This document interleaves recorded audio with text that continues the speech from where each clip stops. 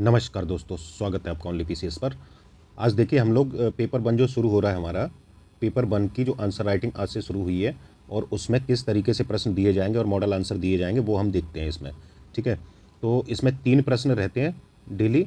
3 प्रश्न का आंसर आपको, प्रश्न सुबह मिल जाते हैं और शाम तक आपको आंसर इसके भेजने रहते हैं। जब आप भेजेंगे तो उसके 24 घंटे के अंदर आपको इवेल्युएट होकर कॉपी मिल जाएगी और फिर उसके बाद ये आपके मॉडल आंसर आपको दे दिए जाते हैं। ठीक है, तो पेपर वन की आज से 1 जून से शुरू हो रही है आंसर राइटिंग।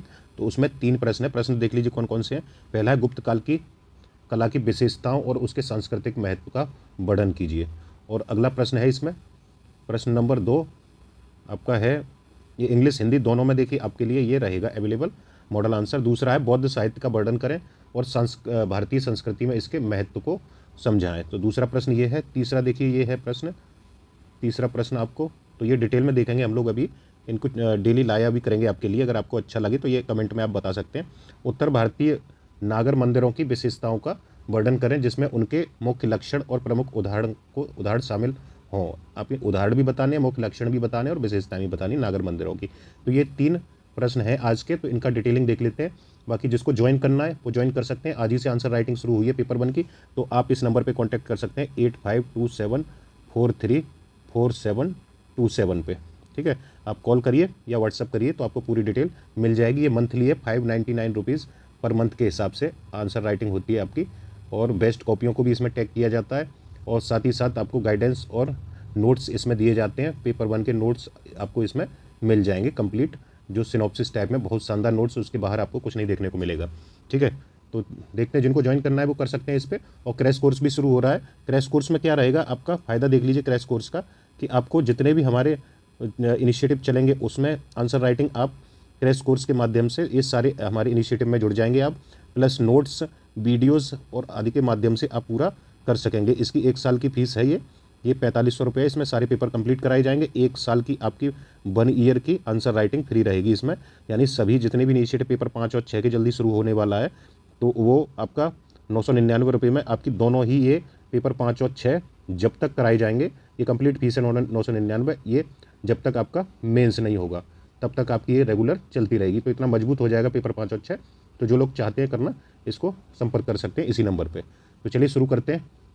ये है पेपर, आज का क्वेश्चन है पहला। देखते हैं इसमें कि गुप्त काल की कला की विशेषताओं और उसके सांस्कृतिक महत्व का वर्णन करिए। यानी describe the characteristics and cultural significance of Gupta period art. तो ये आपका प्रश्न है। परिचय में देखिए क्या लिखना रहेगा आपको। यहाँ सारे जितने भी पार्ट हैं उनको तोड़ के बताया गया है। गुप्त काल इस तरीके के कोष्टक में आप दे दीजिए। इसका काल जो है वो लगभग 320 से 550 ईस्वी को भारतीय इतिहास में स्वर्ण युग माना जाता है। इस काल में कला, साहित्य, विज्ञान और धर्म के क्षेत्र में उल्लेखनीय प्रगति हुई। गुप्त काल की कला ने भारतीय संस्कृति और सभ्यता को गहराई से प्रभावित किया है। तो इस तरीके से आप एक शानदार इंट्रो दे सकते हैं। तो आपको मॉडल आंसर इतने शानदार मिलेंगे इसमें कि मज़ा आने वाला है आपको। मुख्य भाग देखिए। मुख्य भाग में पहले मूर्ति कला देख लेते हैं कि गुप्त काल की मूर्तियाँ विशेष रूप से शांत और गंभीर भावनाओं को दर्शाती हैं। पत्थर की मूर्तियों में भगवान बुद्ध, विष्णु, शिव और अन्य हिंदू देवी देवताओं के अद्वितीय चित्रण मिलते हैं यहाँ पे। इस काल की प्रमुख मूर्तियों में सारनाथ की मूर्ति है, सारनाथ की बुद्ध की मूर्ति, और इलाहाबाद का विष्णु स्तंभ उल्लेखनीय है। ठीक है, तो ये आपका मुख्य भाग में ये हो गया। आप इसको, इन्हीं पॉइंटों को आप क्या कर सकते हैं, जब हाथ से लिखेंगे तो फ्लो चार्ट डायग्राम में भी लिख सकते हैं इनको। ठीक है, वास्तुकला देखते हैं इसकी। तो गुप्त काल में मंदिर निर्माण की परंपरा का विकास हुआ, ये तो मालूम ही होगा आपको। इस काल के मंदिरों में सरलता, भव्यता और वास्तुशिल्प की उत्कृष्टता दिखाई देती है। उदाहरण देख लीजिए इसके। उदाहरण के लिए देवगढ़ का 10 अवतार मंदिर है, भीतरगांव का मंदिर है। तो ये आप उदाहरण में डाल सकते हैं। उदाहरण साथ साथ में देते रहने हैं आपको। चित्रकला में देखिए, अजंता की गुफाओं की भित्ति चित्रकारी, जो भित्ति चित्रकारी है वो गुप्त काल की प्रमुख कलाओं में से एक है। इन चित्रों में धार्मिक, सामाजिक और सांस्कृतिक विषयों का सुंदर चित्रण मिलता है इसमें। तो ये हो गया इनके बारे में, तीनों के बारे में। अब इसका सांस्कृतिक महत्व देख लेते हैं। इतना देने के बाद इनका सांस्कृतिक महत्व में क्या देंगे। पॉइंट 1 में धार्मिक विचारधारा। गुप्त कला ने हिंदू धर्म, बौद्ध धर्म और जैन धर्म के प्रतीकों को मजबूत किया। और सांस्कृतिक धरोहर में देख लीजिए, इस काल की कला ने भारतीय संस्कृति को समृद्ध किया है और भविष्य के लिए एक मानक स्थापित किया। तीसरा देखिए महत्व में, वास्तुकला का विकास। मंदिर निर्माण की एक नई परंपराओं ने भारतीय वास्तुकला को नई दिशा दी। शिक्षा और साहित्य में इसका महत्व। कला के साथ साथ साहित्य और शिक्षा के क्षेत्र में भी इसमें प्रगति हुई है। आधुनिक कला पर इसका क्या प्रभाव पड़ा है, तो गुप्त काल की कलाओं का प्रभाव आज भी भारतीय कला और संस्कृति में देखा जा सकता है। यहाँ आप कुछ भी उदाहरण दे दीजिए, जैसे जो राम मंदिर का निर्माण हुआ है उसका उदाहरण दे दीजिए, तो वो भी नागर शैली में बना हुआ है, तो वो आप एग्जाम्पल दे सकते हैं कि उस समय की शुरुआत जो हुई थी उसके लक्षण आज भी देखने को मिलते हैं। निष्कर्ष में देखिए, गुप्त काल की कला ने भारतीय सभ्यता को न केवल उस समय के लिए बल्कि आने वाले युगों के लिए भी प्रभावित किया। इसकी विशेषताएं और सांस्कृतिक महत्व तो आज भी भारतीय कला और संस्कृति में देखे जा सकते हैं। ठीक है, तो ये आपका इंग्लिश में है, इंग्लिश वाले देख सकते हैं इसको, पूरा इस तरीके से आपको देना है। ठीक है, तो ये आप पढ़ सकते हैं। बाकी पीडीएफ इसकी देखिए, पीडीएफ तो हालांकि इनकी पीडीएफ आप जो ज्वाइन करेंगे पेपर 1 उनको मिलेगी पीडीएफ, और क्रैश कोर्स जो ज्वाइन करेंगे उनको सब कुछ मिलेगा। तो ये पेपर 1 में पीडीएफ उन्हीं को मिलेगी। ठीक है, तो बाकी ये देखिए कल्चरल सिग्निफिकेंस, ये दोनों मीडियम के लिए यहाँ तैयार कर दिया गया है कंक्लूजन से लेके। अब बाकी दूसरा देखते हैं, बौद्ध साहित्य का वर्णन करना है और भारतीय संस्कृति में इसके महत्व को समझाना है। Describe the Buddhist literature and its importance in Indian culture, तो कल्चर में इसका महत्व बताना है। परिचय देखिए, परिचय में क्या देना है इसमें, बौद्ध साहित्य का भारतीय संस्कृति और धर्म का एक महत्वपूर्ण हिस्सा है।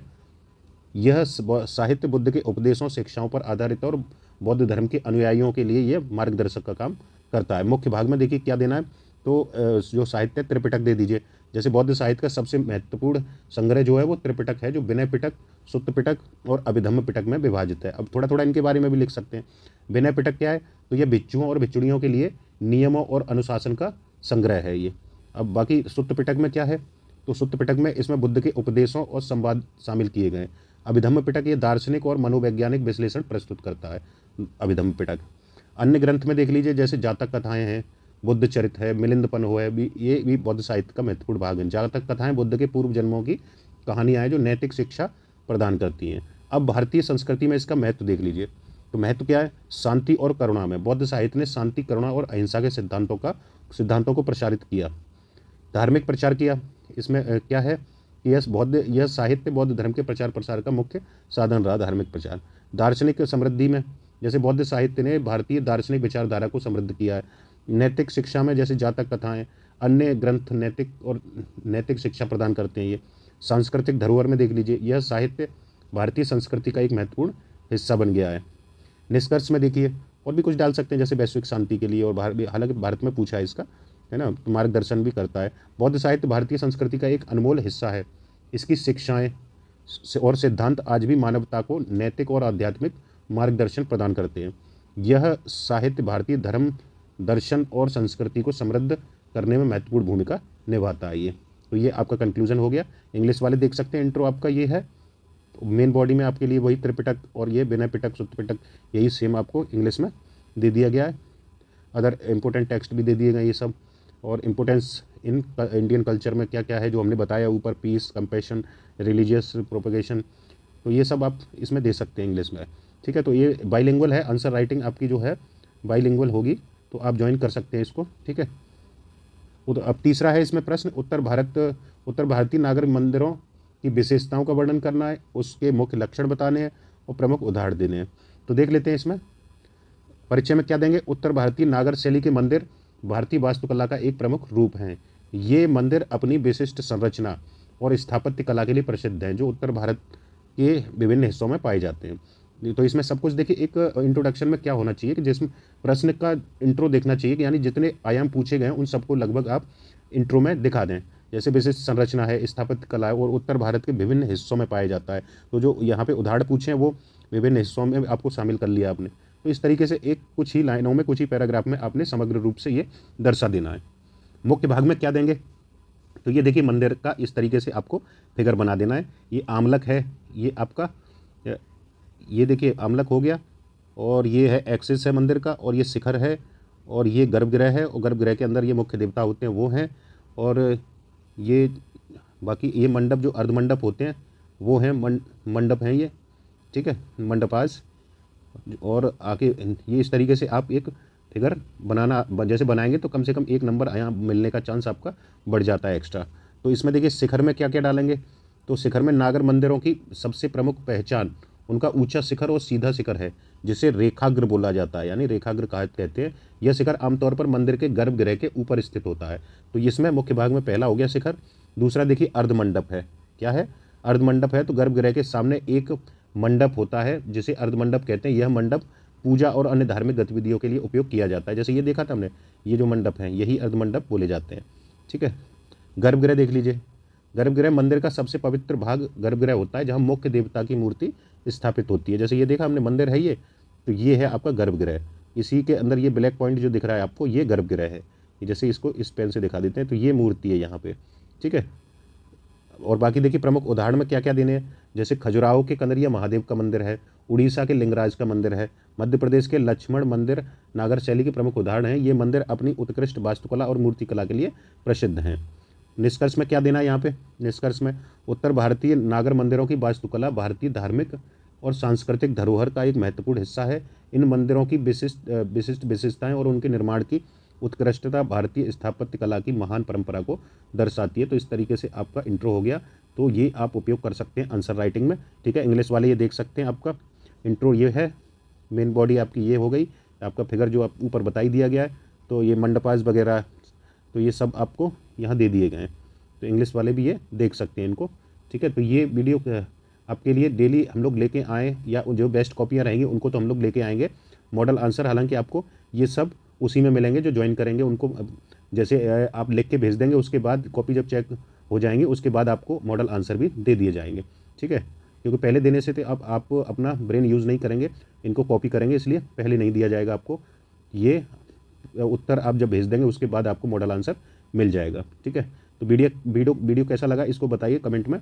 अच्छा लगे तो हम आपको ये कंटिन्यू कर सकते हैं इसको, जो मॉडल आंसर रहेंगे, और बाकी आपकी बेस्ट कॉपियाँ जो रहेंगी वो आपके लिए मिलती रहेंगी डेली अब। ठीक है। जो अच्छी कॉपियाँ रहेंगी उन्हें तो हम लेके आएंगे ही आपके लिए।